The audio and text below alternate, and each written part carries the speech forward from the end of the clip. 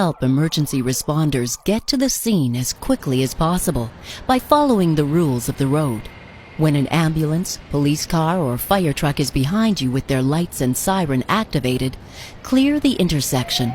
If driving on a road with 1 or 2 lanes, move your vehicle to the right side of the road. Remember to use your turn signal.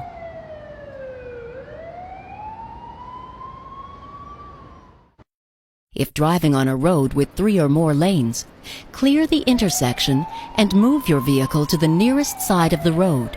Remember to use your turn signal. When in the center lane, drive your vehicle to the right side of the road. Come to a complete stop and wait for the emergency vehicle to pass you. Shoulder check to make sure there are no more emergency vehicles or other drivers approaching before you continue driving. Be considerate of other drivers as you re-enter the traffic flow.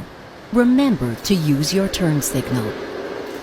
Keep at least 150 meters between your vehicle and the emergency vehicles that just passed you. Thanks for following the rules of the